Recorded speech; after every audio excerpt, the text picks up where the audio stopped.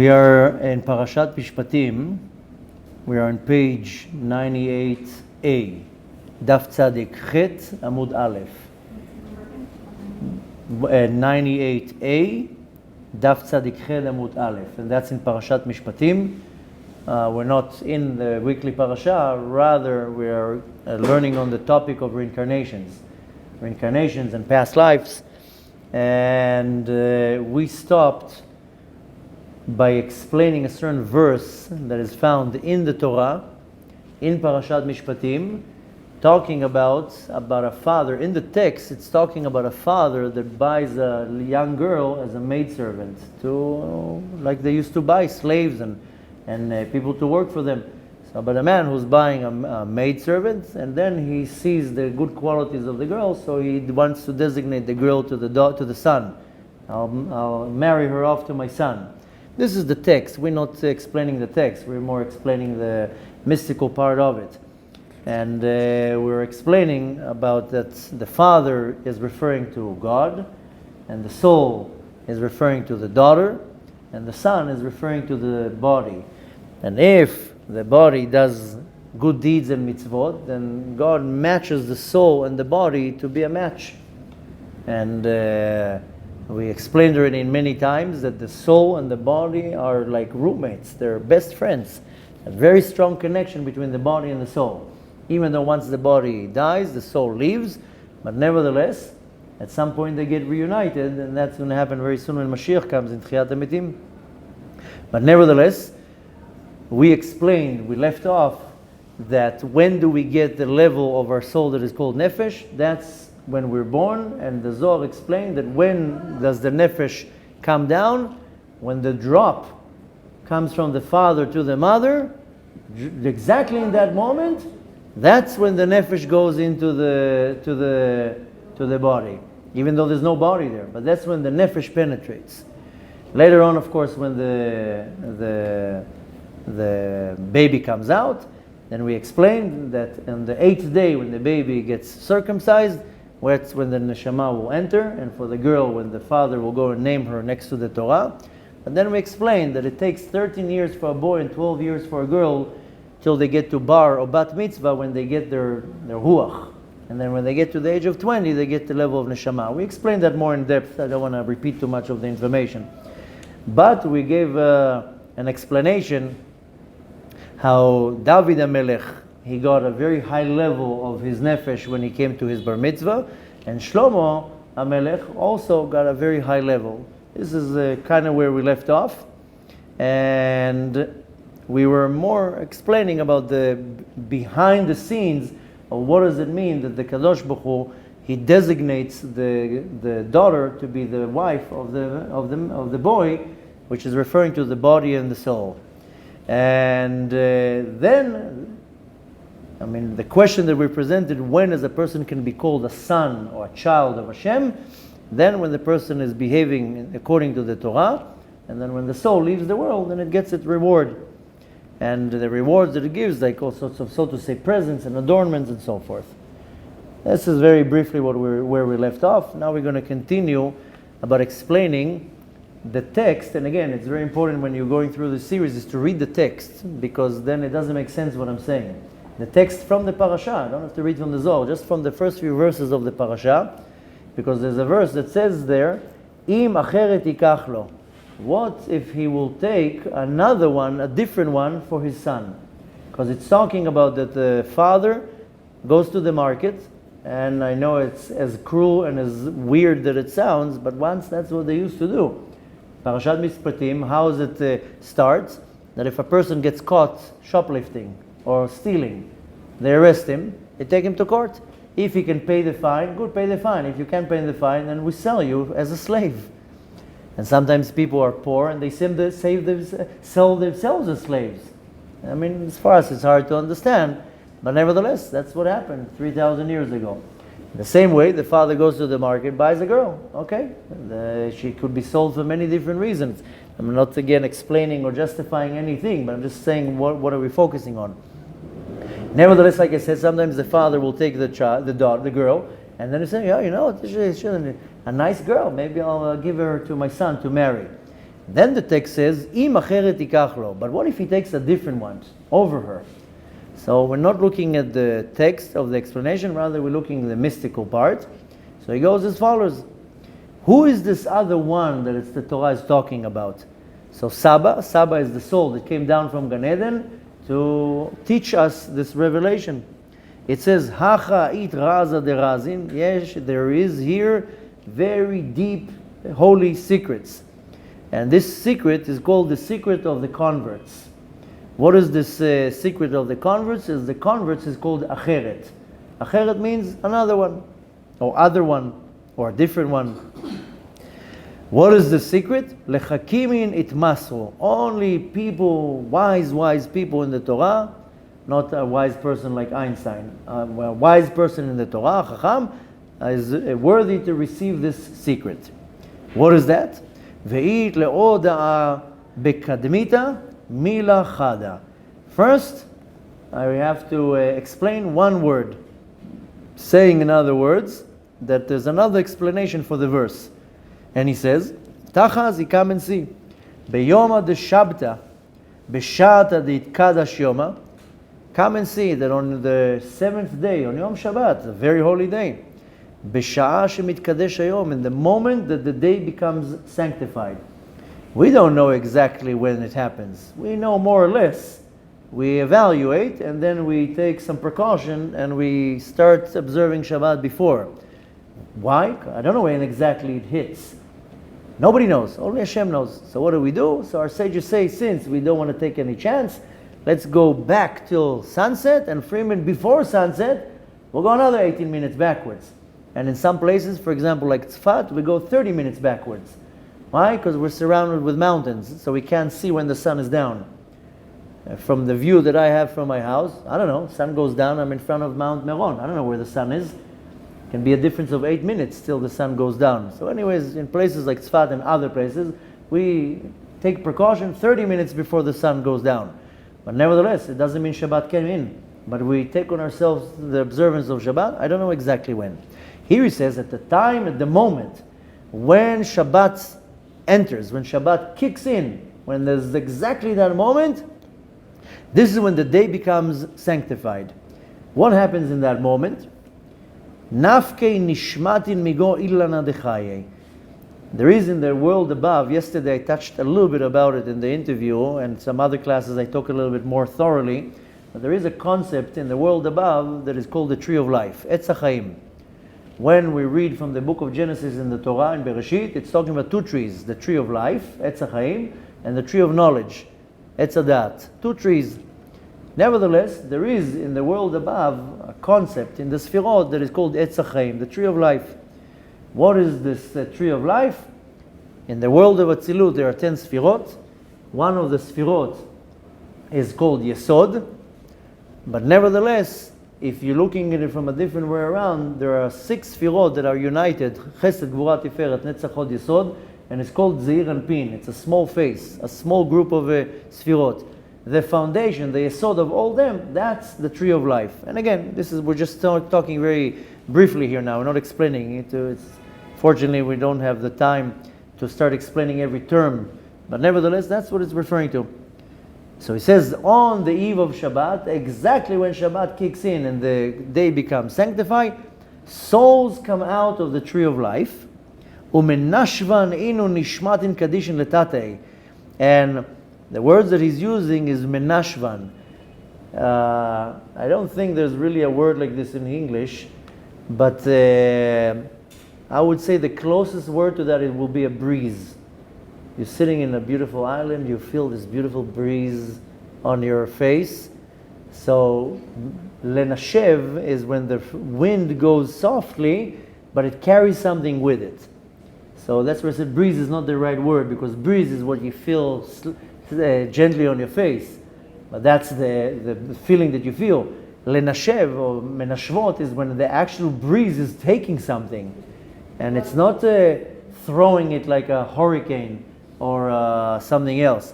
It's very softly taking that thing. Okay, so it says these souls are menashvot, they're coming very softly down. How and what? These souls are holy souls. Why they're coming down? Where is this, so to say, wind taking them? להתלבש בישראל התחתונים. They get dressed into the souls of the nation of Israel. And I'm sure you heard the concept about Shabbat, that you get an addition soul, an extra soul. Many people heard that. This is a concept that many people know. Shabbat, you get an extra soul. Now, what do you think is that extra soul? You think that extra soul is you get a roommate? Somebody knocks, hello, I'm going to be their roommate for today. My name is so-and-so. That's what people think, that this neshama yetara, this extra soul, is a roommate. But if you were here, but a year ago, we learned a little bit more in depth about this neshama yetara, this extra soul.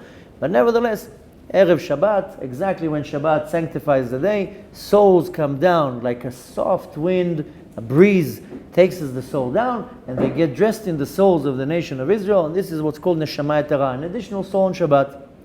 V'naichin behu kol yomo de Shabbata. And those souls, these addition souls, they rest on the body with the other soul the entire day of Shabbat. Ulevatar, and when Shabbat leaves, the nafik Shabbata, Shabbat ends, what happens? Salkin kulhu nishmatin, all these souls get removed from the bodies, umit'atran be'itrin kadishin le'ela, and they go up to the world above where they came from, but they adorn themselves with all sorts of what's called atarot, crowns and beautiful, we call it jewelry, but the soul, the same way that here, I don't know necessarily maybe about men, women like covering themselves with beautiful jewelry. So men will put maybe a nice Rolex. I think maybe now men do put rings and necklaces or whatever, but usually it's women that they like being adorned with beautiful jewelry. I have a 4-year-old daughter. If you put a little bit of earrings on her and some necklaces, suddenly she's a whole different girl. And if my older daughter will put some nail polish on her little fingers, she doesn't call it nail polish, she calls it sparklies, but nevertheless, her hand will suddenly it's a total different girl. So this is built in, and not saying it's not a negative thing, but women usually they like being covered with beautiful jewelry, beautiful clothes. I don't know many women that don't care about that. Usually men are a little bit less, although now I think men are also so particular about what they wear, how they look. But we all feel good when I'm adorned with beautiful clothes. And what do you do usually when you dress nice? Let's take pictures. Why can't you take a picture on a Monday? No, now I'm dressed nice. The hair, the makeup, the this. Same thing here. There's the souls. They get adorned and covered with beautiful, what is called atarot kedusha. There's adornments, there's crowns of kedusha, of holiness. But they go up to the world above and they get crowned over there. How? Al yadei chidushei haTorah shechidshu o sheshamu ba'olam hazeh. By the souls coming down to this world, what do we usually do on Shabbat? An observant individual, you learn Torah. Usually around the table of Shabbat, you say Advar Torah. How many houses do you eat dinner and somebody says Advar Torah? Usually on Shabbat, you say Advar Torah. You sit around the table, then the head of the table, the father, the guest, whatever, will say some beautiful words of Torah. Now the souls that come down, they hear it. Oh, I never heard that. And then they go up with these beautiful words of the Torah, and that's what is crowning them in the world above. Now he continues, Ufachi. Now when it says, if he will take for him another one, what is the explanation? Kul Shabrichu, the Kadosh Baruch Hu, the Master of the universe, Azmin lehu barnash, he, so to say, brings to this person a soul from the world of Atzilut that is called Neshama Yetara, an additional soul. So I'm getting now an extra engine. Now one analogy out of many, if you take a little plane, the plane is very limited to how high it can go and how fast it will go. But take a different plane that has triple the engines, has 4 engines instead of 1, wider wings, a bigger body than the airplane, can go into a much higher altitude and fly much, much faster. How come when you go in a big jumbo and transatlantic, it flies 900, 1100 kilometers per hour? If you take a small plane, it doesn't, because it has only 1 engine. And it can't go too high, the wings are not too big, and whatever, all the aerodynamic structure. But same thing here. If I am running on one soul, I can only reach to a certain spiritual altitude. What does Hashem does? He gives me on Shabbat an additional soul from the world of Atzilut. I don't know if it ever happened to you. Here in Israel, especially when I was young, nothing was so sophisticated here. Only maybe 20 years ago, Israel became a little bit more advanced. But when we were young, things were a little bit backwards. I remember that it was, if it would be a very cold day, the battery of the car will die. You can't start the car. Nothing moves. What we would do, we would push the car, 3-4 guys, and the second the car will get a little bit of momentum, you press the clutch. I mean, some people don't even know what's a clutch. But put it into gear, second gear, and then turn it on, throw the clutch, the car coughs and it starts driving. That was our trick. Now, if you're one person pushing the car, it doesn't work. Sometimes it's 2 people, or it's stuck in the mud. You're trying to move, doesn't work. Sometimes all you need is one more person to come and to push, and suddenly that one person makes a huge difference. So this is the power of many against one. So the Kadosh Baruch Hu says, you can't move the system by yourself. I'll give you an additional soul. It will help move the weight or the mass. So on Shabbat, what does Hashem do? Of course, you have to observe Shabbat. You don't get this for free. But Hashem gives you a soul from the world of Atzilut to give you a boost. V'dahu nishmata acheret. This is what is called the next soul, the other soul that is given to the person on Shabbat. But this was said when Parashat Mishpatim says, Im acheret ikachena, if he will take somebody else, what is it referring to? It's referring to that other soul that Hashem will give you on Shabbat. Ve'amar, and he says, Ve'af al gav deda zimnale. Nevertheless, even though that this soul is only it's not permanent, it's only coming for 24 hours, and it's addition, it's not permanent. Nevertheless, the Kadosh Baruch Hu is the one who brings the neshama and gives the person the neshama. He applies it. Now, what is happening? What does the soul get from that? Hu ta'anug gadol lenishmat ha'atzilut dechol. It gives unbelievable pleasure to the soul that comes down. The soul that comes down is already sitting in the world of Atzilut. It's just sitting there enjoying what it does. And it comes now for a vacation. And the fact that it's kind of like riding on another soul, it receives unbelievable pleasure. Now for us, we get pleasure from a bar of chocolate, from a nice vacation, a comfortable car, a beautiful movie, whatever. This is how pathetic we are that that's what we get pleasure from. The soul gets unbelievable pleasure. Now a lot of people say, so what does it mean the soul gets pleasure? Well, sometimes after a long day, you want to just sit down and relax, and if somebody now will come and massage you, yeah, a little bit to the bottom, Why you need that? It releases a little bit of tension. You want to get some pleasure. We are creatures that only goes after pleasure. Our entire disposition is pleasure. We are a creature that's going after pleasure. And I'm not saying it's wrong. I'm just saying that's what we are. One person will get their pleasure from watching a football game. Another person will get a pleasure from drinking beer. Another person will have pleasure drinking beer while he's watching the football game. But nevertheless, this is the superficial pleasures that we're going after. And the problem is that the more you pump into your body superficial pleasures, you want them more, but they don't nourish anything. So it's just a big bubble of air. If you nourish your soul with real pleasure, you might not experience the pleasure, but it nourishes the soul. So the soul is happy. The soul got its massage. So some people don't understand. Not too long ago I talked to somebody, and he told me that he comes home after a long day of work, 6, 7 in the evening, his mind is exploding, he just wants to sit and read a little bit of a magazine, watch something. He says, I need to unwind. I told him, okay, how about you sit 20 minutes and learn Torah? It's too much, I need to unwind. I told him, no, if you sit and learn 20 minutes Torah, what it will do for your soul is 100 times to unwind the pressure, the stress, the tiredness. You will be so full of energy, happy, content, relaxed, you'll sleep well. 20 minutes, just learn a little bit of Torah. That's the massage your soul will get. It will unwind you 10 times more.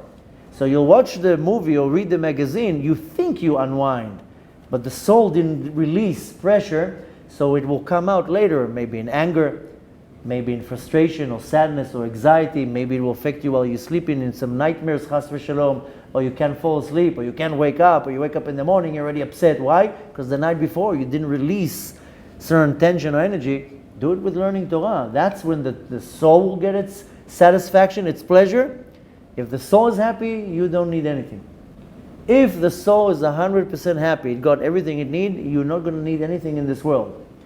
That's why in our generation, our souls are so deprived. So what's the result in the physical world? That most people on this planet are addicted to something. Because they're trying to get some type of a pleasure, and it's coming from nowhere. So one person will be addicted to chocolate, another one to drugs, another one to alcohol, another one to Facebook, another one for everything together, with his phone, with the iPhone. But why the addiction? Not because the person is bad, because there's some type of void in the soul. So the person is trying to get it from somewhere. And again, like we spoke before, nourish the soul, you'll solve a lot of your problems. Nevertheless, what is it saying here? Who gets the most pleasure out of this whole encounter? The soul that comes down. Came to a vacation, a beautiful vacation. Shayala mikodem. No, sorry, I read one line too much. The soul from the world of Atzilut gets the much more pleasure. And that's it. And then it continues and says, She'era de kadmita. She'era means the clothes, the dressing, the garment of the soul. That the soul gets dressed in garments. The same way that we get dressed in garments. It's not for nothing that we dress in clothes. Technically, Hashem could have created us with fur, and we would just walk around with fur. How come the animals don't dress clothes? I mean, today sometimes you see dogs with clothes, but that's just Michiganers of people, but whatever. I mean, sometimes the dog is cold, you put something on it, but some people go a little bit too far with it. But nevertheless, how come in nature you don't see an animal walking with sunglasses? I saw a cat walking with a t-shirt. No, that's their clothes. But why? Because spiritually, their nefesh, their soul, doesn't wear garments. So it will manifest into the world that even in this world they don't need garments. A cat and a dog and any type of animals, they also have a soul. It's not an empty entity. And they don't have a human soul, but they have a nefesh. Nefesh is a type of a soul. I'm not talking right now that many souls, human souls, it's hard to say human, but souls that are fitted to be dressed in humans, they get reincarnated into animals. That can happen all the time. And there are many people that they have a pet, they have a dog, they have a cat, and there's a soul in there. And it got reincarnated. We're learning here the gates of reincarnation. The Arizal explains very thoroughly and with a lot of details. A person who speaks Lashon Hara can get reincarnated in a dog, or in some cases in a stone. And it says, this is not the Arizal says, this is different books and rabbis say, but a person who speaks a lot of Lashon, a man that runs after women all the time, he will get reincarnated in a rooster. And many other things. So there's a lot of reincarnations in animals. So that's why we're also obligated not to harm them in any way, not to put any sorrow on animals. But nevertheless, the basic structure of the soul of an animal doesn't have garments. So how it will manifest in the world, the animal doesn't need garments. So the animals are walking freely out there, they don't feel naked. We, humans, are a manifestation of our spiritual soul that is wearing garments, therefore, then the body needs garments. Very few people will walk in the street without garments. And when you see a person that by default they want to remove garments, that just goes to show you their spiritual level, that even in the spiritual level the soul is already removing garments. That it will manifest to the person in this world. Because sometimes you look at a young child, sometimes I'm looking at my daughters, if the dress will go up by default, they pull the dress down. I see that sometimes with my little kids, when they sleep and the blanket will fall off, they will cover themselves. So, and sometimes in this world, you see the other way around, people taking off garments. Why? Because very probable that in the world above, the soul the garments are removed. When Adam HaRishon came to this world, he was naked. He didn't have a body. Adam and Chava. People imagine Gan Eden, some tropical island in Haiti, and Adam is some masculine guy with a six-pack and long hair, and Chava, this beautiful blonde girl with high heels. This is not how it worked. They didn't have bodies in the beginning. They were just souls. After they sinned, they got bodies. And then, since they penetrated into this physical world, then right away, what's the first thing that God did to them? He dressed them with clothes. Right away, He gave them clothes. So, if you remember in the Torah, Adam HaRishon hid from the Kadosh Baruch Hu. Hashem told him, "Where are you?" He says, "I'm hiding." He says, "Why are you hiding?" "Because I'm naked." So God told him, "Who told you you're naked? How do you know you're naked?" Well, there wasn't even the idea of nakedness. So the Nachash, it's not naked from clothes, by the way. But nevertheless, so the soul wears garments, the same way the body wears garments. So when we were talking, we were explaining that 3 classes ago about the obligation of a man that he has towards a woman to dress her, to clothe her. This is she'era, ksuta, and onata. He has to give her clothes, he has to give her food, and he has to give her marital relations. This is the deal in the Ketubah. If he doesn't do it, that's a very big problem. But nevertheless, the soul also has garments. So here he says, she'era kadmita, when we're talking about the soul that comes down to the world during the regular days, what's called Yemei Chol, Yemot HaChol, the weekdays, it is wears one type of garment. That's why if you see in this world also, we have a minhag, a custom, that we have to wear Shabbat clothes. And you want to be very particular that you don't wear your Shabbat clothes during the week. And even if you don't have much money, save money and make sure that what you wear on Shabbat, you never wear during the week. Excuse me. I explained that already in one of our classes.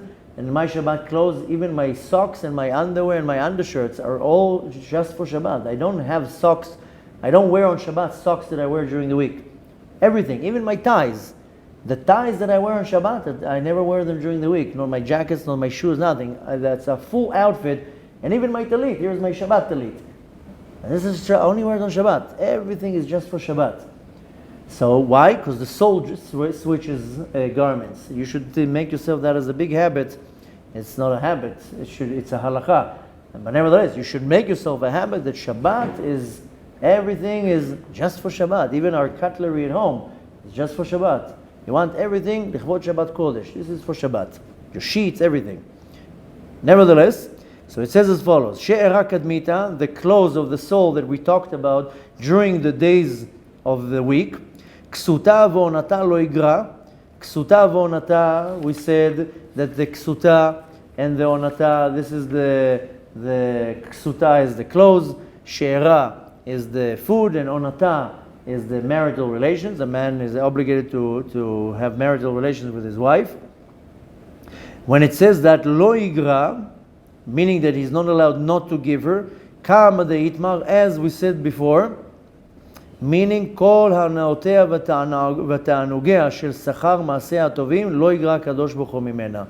Here we're talking about the husband that is obligated to do that to his wife, but when a person in this world does good deeds, you do a mitzvah, you help another person and so forth, the Kadosh Baruch Hu is obligated in giving you this reward for that mitzvah.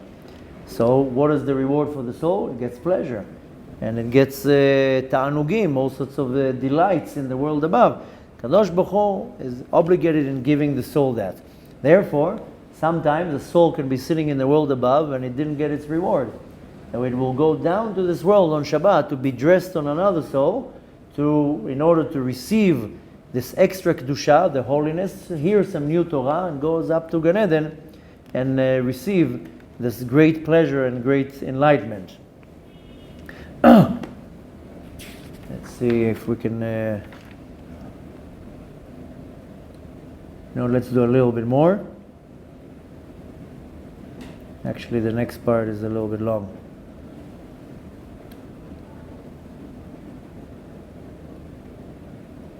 Let's do this a little bit. We're talking here about Saba, the soul that came from Gan Eden, and he's explaining and revealing it. So it says as follows: Bacha hahu Saba kemidil kadmin. Saba cried like he cried before. Ve'amar, and he said, Ihu lenafshe. He said to himself. Sometimes people talk to themselves. I'm sure you're one of them. We all talk to ourselves. So he talked to himself too, and he said, Saba, Saba, like me saying, Alon, Alon. Some people call themselves by their name. Some people, I don't know what they call themselves. But nevertheless, Saba called himself Saba, Saba. That's his name. Kama yagata le'ad beka milin kadishin ilen. How much did you work hard and toiled to receive this wisdom, this concept, this hidden secrets that are holy, that are explaining about the souls of the converts. And now you can say them in one shot. Itema, and if you would say, techas Allahu al inun milin vela temalon, that if you will, so to say, have mercy on these words and not say them. I mean, many tzaddikim, they have a revelation of great secrets and they don't say it to anybody. So he says, maybe you'll have, so to say, mercy on the words and you're not going to want to say them. Ha'aktiv, as it says, Al timna tov mi ba'alav, beheyot le'el yadcha la'asot. This is found in the book of Mishlei. There's a verse that says, don't prevent from the rightful owner what he needs to receive when you have the key to what he needs to get or to open. So it's almost like me now having keys, and I was just giving the keys as a trustee, and you have to get it. And I'm, for whatever reason, I'm preventing you from getting. Sometimes you have a babysitter, and once we had a babysitter, I came to the babysitter, I gave her $20. We lived in America then. I told her, here's $20, take the kids to ice cream and buy them a few treats or whatever, and do this and do that. At the end of the day, I told the kids, no, did the babysitter bought you ice cream? She says, no, she was mean. She took us to the ice cream store, she bought herself ice cream. For us, she just gave a little candy. I told the babysitter, I gave you money to buy my kids ice cream, not to buy yourself ice cream. Why are you doing that? So this is one example of many, that somebody gets responsibility and they withholding it from giving it to the rightful owner. And that can be, I'm just giving one example of many with my babysitter. But you can really use your imagination, how sometimes somebody's holding the key that belongs to somebody else. Why are you withholding something that belongs to the owner? Same thing here. So he says, why you not want to say and reveal these holy words? And he explains, "My al timna tov mi ba'ala." What is the meaning? Don't prevent from the rightful owner to receive what they need. Ela kuchabrichu v'kneset Israel inuacha. Rather, the Kadosh Baruch Hu and the Shekhinah, these are what we're referring to. Deha bechol atar de milin deoraita amrin. Every place that we talk divrei Torah, that we say words of Torah, kuchabrichu u'kneset Israel inun taman v'tzaytelon. The Kadosh Baruch Hu and the feminine aspect of the divine that is called the Shekhinah are there, and they're listening to the divrei Torah. Right now, according to what the Zohar is saying, we're talking Torah. Kadosh Baruch Hu is here. He came down to listen, and the Shekhinah is listening. That's why sometimes you want to make sure, not sometimes, you want to make sure in a shiur Torah there's kedusha. I don't tell you to turn off the phones because it's going to bother me. I tell you to turn off the phones because it's not appropriate if the Kadosh Baruch Hu is right now and he hears the phone. Sometimes people talk, they disturb, they do all sorts of things. They leave the door of the bathroom open. It's not appropriate. The Shekhinah is here. But nevertheless, why? What's going on at that moment? Ki mityachadim al yedei kol v'dibur shel divrei Torah. There is a yichud, a unity between the Kadosh Baruch Hu and the Shekhinah. How? By listening to words of Torah. That's how powerful divrei Torah is, speaking words of Torah. A lot of people have problems. I tell them, say words of Torah. It's hard for you? Read Tehillim. You have a certain issue, something going on, you have anxiety, you fear, whatever, read Tehillim. Express words of Torah. It will do a lot of good things. Now what happens in that moment? Now at that moment, I told you before, there's a tree of life. It's called Etz HaChaim, but there's also another tree that is called Etz HaDaat. Etz HaDaat is also called the tree of good and bad. Tovera, why? Because good and bad is mixed in it. What is this Ilana de Tovera? What is this tree of good and bad? This is Etz HaDaat. Shehu Sod Klipat Noga.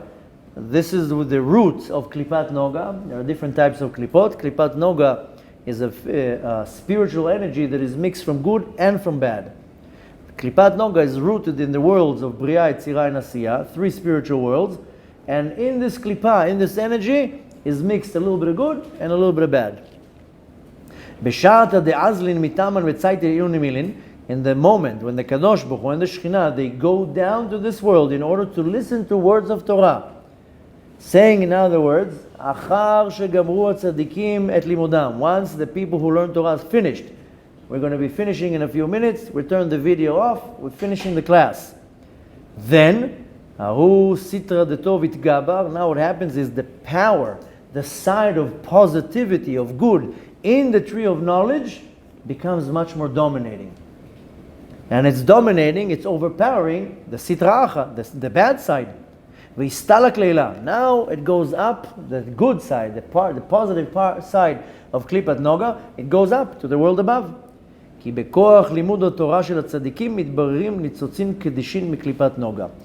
we learn Torah, because of the words of the Torah, you might not even notice it right now. If you stand from this angle, you might see it. The words of the Torah that are flying out of my mouth, what happens is, there's godly sparks, holy godly sparks that are trapped in Klipat Noga. Can be in the water here, can be in your water, can be in many different things where Klipat Noga is the power that enlivens it, but the Divrei Torah will start releasing it. See, you don't see it right now because you're not wearing your spiritual glasses, but godly sparks, they're going up right now because we're talking words of Torah. We're not talking Lashon Hara right now. We're not gossiping and we're not slandering anybody, and I'm not telling you now, I don't know what movie that I saw. We're talking Divrei Torah. So any godly sparks that in Klipat Noga are being sifted and going up to Shamayim. If you had some spiritual eyeglasses, you would see now sparks going up. And where do they go? They go till the realm of Atzilut, specifically into the Sfirot that is called Zeir Anpin, to Zachar and Nekeva. And this is called Man. Man is an acronym of Maim Nukmin, something that's going up, energy that's going from below to above. And with this force, Kuchabrichu, Ukneset Yisrael, Kuchabrichu is referring to the Kadosh Baruch Hu, Knesset Yisrael is the Shekhinah, Mitatran Be'ahutov. And this good that is overpowering the bad right now, both the Kadosh Baruch Hu and the souls of Israel and the Shekhinah are being crowned with this goodness, with this good energy. And what is that really referring to? To the Sfirot that is called Zachar v'Nekeva, female and male. And this is the Kadosh Baruch Hu and the Shekhinah. They get adorned by the Divrei Torah. Saying, in other words, Shenimshachim lahem mochin hanikreim atarot. From the world above, there's 3 Sfirot, we spoke about it yesterday, that are called mochin, intellect, chokhmah, bina, and da'at. And when chokhmah and bina, they merge like a mother and the father, when a father and a mother are together, and they have marital relations, what would be the result? A child. They birth something. Same thing here. You merge 2 Sfirot in the world above, between a father and a mother, a chokhmah and bina, it will birth mochin. Mochin is intellect. It's called da'at. We spoke about it yesterday. And this da'at sits on the heads of the souls of the Sfirot, and it's like an adornment, like a crown. Ve'ilen inun ba'alav dehu tov, and the father and the mother, the female and the male, this is the owner, so to say, they own this good. I mean, we're powered the good now over the bad. And that's what it says in the text, Al timna tov mi ba'alav, don't prevent from the righteous owner to receive what they have to. This is referring to the Zachar v'Nekeva, the female in the world above, the shefa, the abundance that they deserve to receive from the Sfira of Da'at, specifically by the learning of the Torah. So when I learn Torah right now, it's not that only I'm warming the chair now, and a lot of people now are putting people to sleep. I have a talent to put people to sleep. But nevertheless, and not only that we're filling the room with light, rather what happens is we're activating such a system that right now all the words of the Torah that are being manufactured in this world, they overpower the bad that is in Klipat Noga. So now Klipat Noga is being sifted, what's called mitbarer. The godly sparks go out of Klipat Noga into the world above, to the world of Atzilut, and what it does, it causes a unity between the Chokhmah and the Bina, and they birth what's called Dat. This is Mochin, and if I don't do that, then I prevent the rightful owner from receiving this godly revelation. ולכן אין ראוי להימנע מלגלות סודות התורה להראויים להם. Therefore, if somebody is worthy or ready to receive this Torah, then you can't prevent them. You can't come and tell now a person, I don't want to teach you Torah. You come, you want to learn, you're ready for that, you can receive it, okay, so I have to tell you. So for 2,000 years, well, less than 2,000 years, the mystical power of the Torah was not so revealed. It wasn't so accessible. Very, very few people were able to have access to the mystical part of the Torah. But now, moments before Mashiach is coming, it's all revealed already. It's accessible. Go now anywhere you want. You'll find all the information that you want. Now you're not allowed to prevent it. 400 years ago, if you would go to any great rabbi and tell him, teach me the mystical part of the Torah, they'll kick you out of the window. I don't know what you're talking about. There's no such a thing. But now it's obligation. You have to. So here he's saying when you don't prevent from the rightful owner to receive what they're supposed to get, then Saba, the soul from Gan Eden, has vital information. He says, why are you preventing from the people to hear it? You have to say it. So this is where we conclude. Unfortunately, many came now in right when we're saying, thank you, we had a great class. But you know what? Maybe we'll, no, this is very long, the next part. You know what? Let's do another little portion, then the rest we'll do on Sunday, Be'ezrat Hashem. So Saba comes and continues telling himself the same thing. Saba, At amart milin eilen velo yadat. You have said these beautiful words and you yourself didn't even know what you were saying. I kuchabrichu acha. And you don't understand. Sometimes I say things I don't even know what I'm saying. I told you already that I heard once from a very great rabbi, a trick.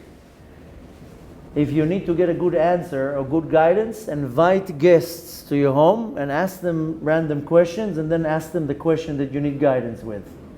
Why? Because guests bring with them into the house the Shekhinah. That's what we know. Avraham Avinu pushed the Kadosh Baruch Hu away for the guests. So we know when guests come to your home, you do the mitzvah of Achnasat Orchim, the Shekhinah comes with them. And what happens is, now the guests will start talking things, they don't even know what they're saying. Sometimes somebody will say something, you're like, what did you say? And that's exactly what I needed to hear. So this great rabbi once gave me an inside secret. He told me, you need some guidance? Invite guests. So I'll ask him, how are you? Where do you live? Where are you from? What do you do? And then squeeze in a question that you need guidance. They might tell you, what did you say? You never know what will come out of the guest. So he says here, Saba, you're talking words. You don't even know what you're talking about. The Kadosh Baruch Hu is standing right next to you and you mumbling words. And exactly like Moshe Rabbeinu would talk, and the Shekhinah would talk from his mouth. Same thing here. These two friends, I mean the term in the Zohar, the friends are the students of Rabbi Shimon Bar Yochai. Specifically in this discourse, it's talking about Rabbi Chia and Rabbi Yossi. And he says, these friends that are here with you, they're righteous men. These are students of Rabbi Shimon Bar Yochai. One of them is Rabbi Yossi and one of them is Rabbi Chia. And they're asking for you the information. Give them the information. Why are you withholding information? So he answers himself, Lo tidchal Saba. Don't worry, Saba. He's talking to himself. And sometimes I'm sure you talk to yourself. I talk to myself too. Sometimes I tell myself alone, and then I answer to myself, what? And then there's a whole conversation going on here. But nevertheless, I'm not different than anybody. Everybody talks to themselves. Sometimes they don't move the lips, sometimes they move the lips, but we all have conversations in our head. Saba too. Saba says, don't worry, don't have any fear. Daha havet bechama karvin de gavrin takifin velo dachilat. There were many other wars that it's called wars of the Torah. I mean, there's wars, physical wars, but there's also wars of the Torah. And he says, you already fought a few wars of the Torah with much more brave and stronger people than you, and you weren't afraid. If you know something about the Torah, this is a little bit off the subject, but just to reiterate on what he's saying. If I know something about the Torah, and I see you make a mistake, I'm not allowed to ignore it. I have to come to you in a polite way, not in front of 100 people, and tell you, listen, what you're doing is not right. You're doing a mistake here. I shouldn't do that in front of many people because I will embarrass you. I shouldn't scream it out loud. I might scare you in any type of way, but I have to, you have to go and say to that person, listen, I notice how you're doing this. This is not allowed to do. And sometimes I'm sitting here on Shabbat and I see how people make coffee on Shabbat or tea, and they're desecrating Shabbat. In order to cook on Shabbat, there's a certain way how you should make your coffee or your tea, or many other things. But nevertheless, sometimes I know something, and who am I? I'm a nobody. But I see a great rabbi doing a mistake. And I'm like, wait a minute, should I tell him? I mean, this is a big rabbi. But he's not noticing what he's doing? So what if he's a big rabbi? He's also human. He also can forget. Also Moshe Rabbeinu forgot a few times a few things. There are many times that somebody forgot. And somebody had to come and remind. David HaMelech a few times forgot things. Somebody had to come and remind him. So, what if I see somebody big doing something? Should I approach and say or not? Yeah. So he says here, sometimes you had to fight the war of Hashem, the war of the Torah, with greater people than you. I had once that. I didn't know what to do. And I saw a certain rabbi, not a giant, but doing something. And I was wondering, should I come and say? I was assuming that what I'll hear back is, who are you to tell me what I'm doing? So I was, maybe it will be disrespectful. But then I was like, no, but that's the Torah. I have to, maybe he missed that halakha. Maybe he forgot that. After all, you learn one halakha. Who says you're going to remember it? Thousands of halachot. Who says you're going to remember all of them? Nevertheless, same thing here. It says you already had wars with greater and stronger ones than you, and you didn't afraid. Now you are afraid to say some words of Torah to these two giants, to these two Tanaim. Ema milach deha. Say your words. Because for sure the Kadosh Baruch Hu and Knesset Israel, the Shekhinah, are here, and they're also listening to your Torah. So like we said many times, we say Divrei Torah, the Kadosh Baruch Hu comes and listens. If you say Lashon Hara, the Kadosh Baruch Hu doesn't want to listen to that. He goes away. But nevertheless, you say Divrei Torah, you invite the Kadosh Baruch Hu to hear it. And also these tzaddikim, that these, talking about Rabbi Chia and Rabbi Yossi, they're also here, they want to listen. And if you're not going to, if this is not going to be the case, La ar'ana behu vela sharena be'ilen milin. If this would be the case, I wouldn't even meet them to start with. Why do you think you bumped into them? This is called Hashgacha Pratit. If you bump into somebody, maybe there's some type of a connection here. Sometimes you bump into somebody in the street and you know what you say? Oh, him again? Now he's going to start talking with me. Maybe that's why the Kadosh Baruch Hu put him in front of you. It happens to be that the moment you left, he walks, hey! Oh. No, don't look back. What's his name? He's in the back. He's going to start talking to me now. But if I already, on the exact moment I left, he came, Kadosh Baruch Hu maybe wants you to say something.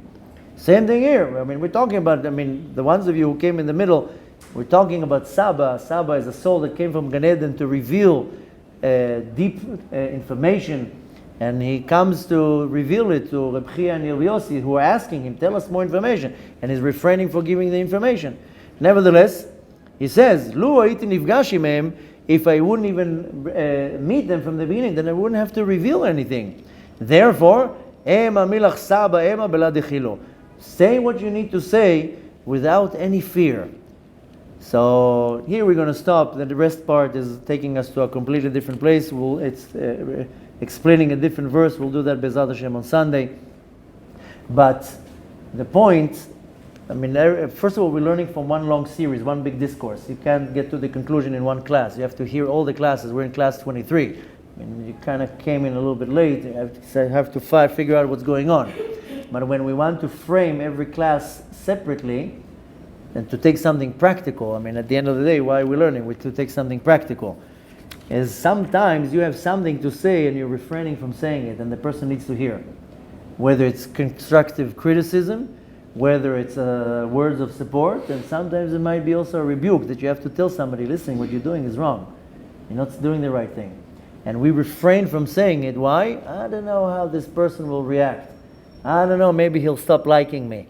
I don't know, maybe he's going to cancel the $1 million deal if I tell him something. And how many times people are refraining from saying something because there's some type of agenda here. So the Torah, Zohar, comes and tells you, you have something to say, you're not allowed to refrain of giving something for its rightful owner. And sometimes you're looking in the street and you may see somebody doing something wrong. Then, I now travel to the United States. They have these posters everywhere. If you see something, say something. We grew up like this in Israel with a concept that is called a chifetz chashud, a foreign object. When I was a little kid, every Monday and Tuesday, Chablan from the bomb squad would come with a robot, explode a bag. Oh, what are you doing to my bag? Well, you left it on the street. It was a chefetz chashud. There was a lot of bombing in Israel. So every bag that would be left aside, they would blow it up. If you leave a bag unattended, and then you run, where's my bag? Well, the robot just exploded it.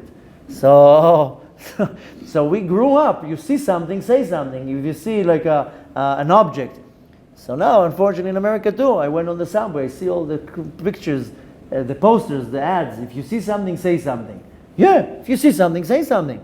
You see a friend, your fellow Jew, another person stumbling, doing a mistake or whatever, behaving the wrong way, not appropriate, say something. You don't have to scream it out loud and put on Facebook, so-and-so did this and that. That's not nice.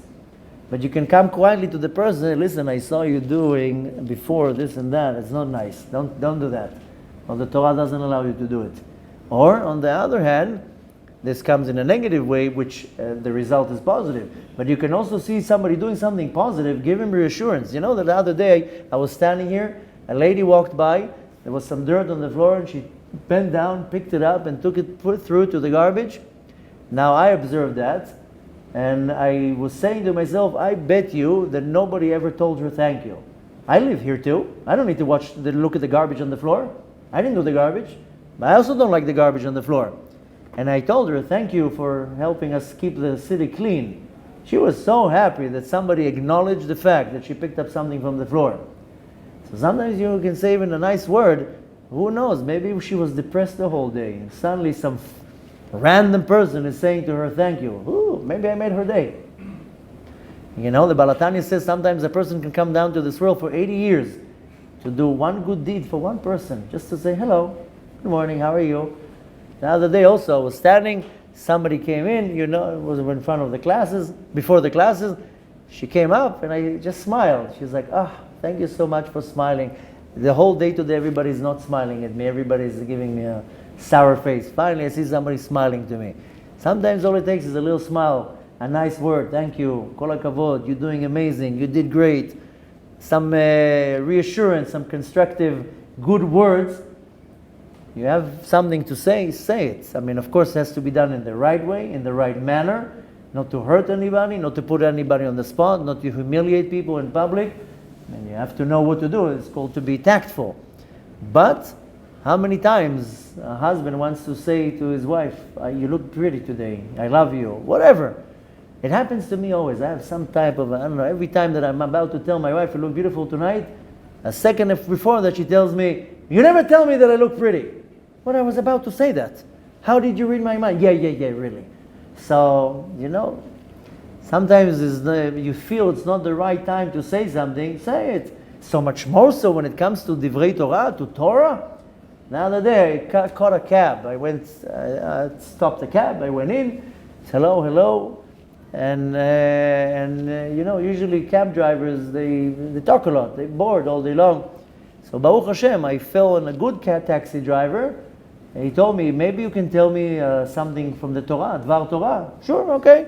So 10 minutes in the car, I told him something about the Parashat. So when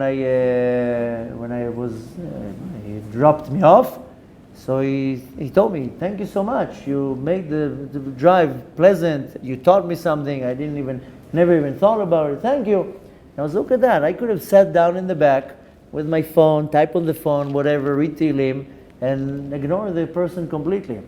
And you know what? Most likely, the divine providence is that what came out of my mouth is exactly what he needed to hear.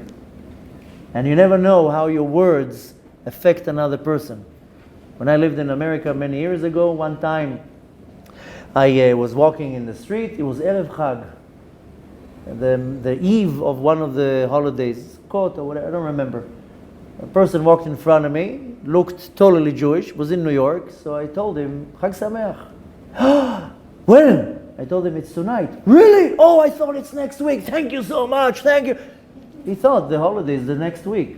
All I did is just tell him, Chag Sameach, a good Yom Tov.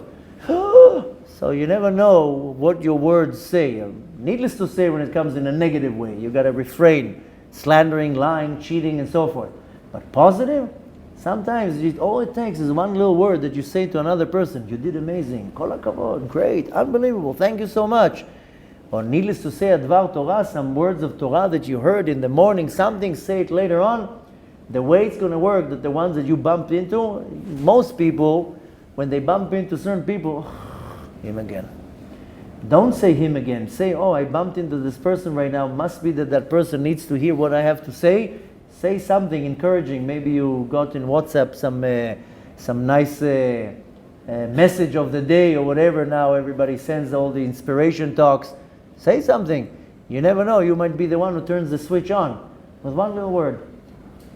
Mezal Hashem, we should be always the ones who lighting up people's lives. And you never know how sometimes your acts and your attitude, your gratification, your noticing something, you light up a person's life, and there's nothing greater to do than to be able to inspire somebody, to bring some happiness, inspiration, hope to somebody's heart.